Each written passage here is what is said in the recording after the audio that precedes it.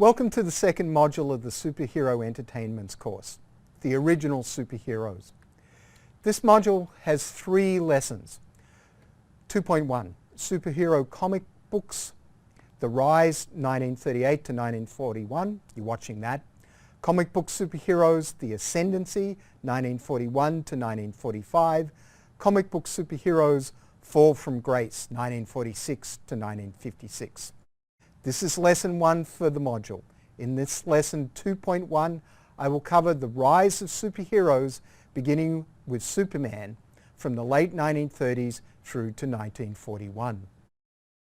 By the end of this lesson, you'll have a good understanding of the origin of comic book superheroes, superheroes as a product of the 1930s. Comic book superheroes, the rise. The origin of all comic book superheroes is due fundamentally to the success of Superman. This is a copy of Action Comics #1, June 1938. It's a reprint.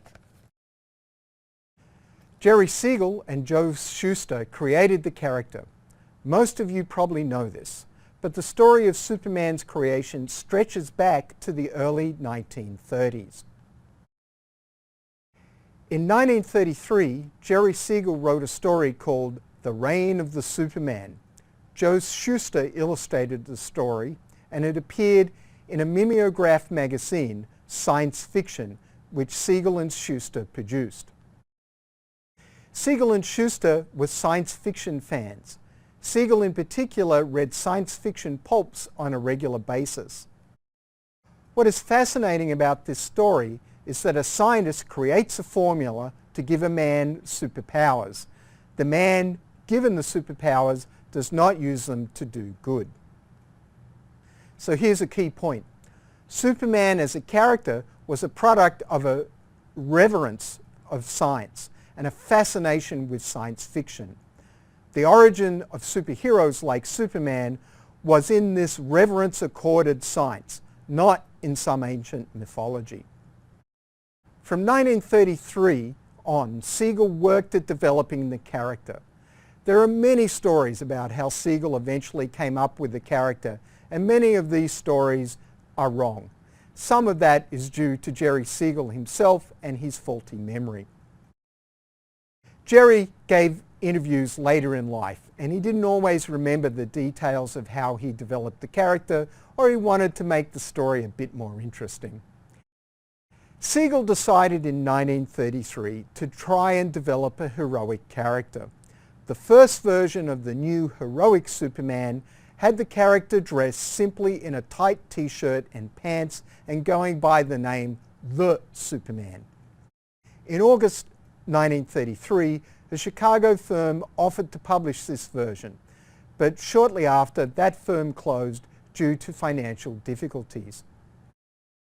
In June 1934, Siegel worked with Russell Keaton, the ghost artist on the Buck Rogers comic strip, on several episodes of a comic strip version of Superman that he hoped to sell to a newspaper comic strip syndicate.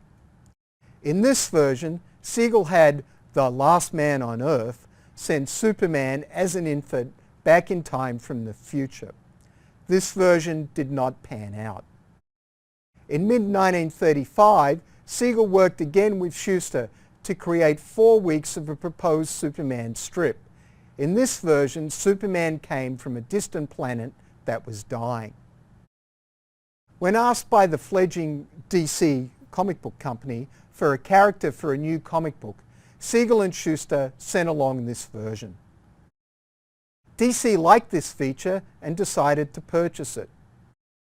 They paid Siegel and Shuster $130 for all the rights to the character.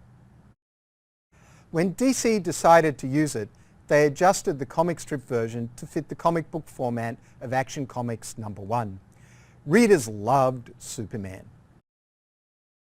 By issue 9, February 1939 of Action Comics, DC announced on the front page that the issue and every issue had a Superman story. When Superman was not the focus of the cover, DC ensured that they mentioned on the cover his presence in the comic book. What made Superman so popular? The Superman of the early Action Comics was not the Superman you might know today. The basic story was there of being from a distant doomed planet, and he went to work for a newspaper, but it was not yet the Daily Planet.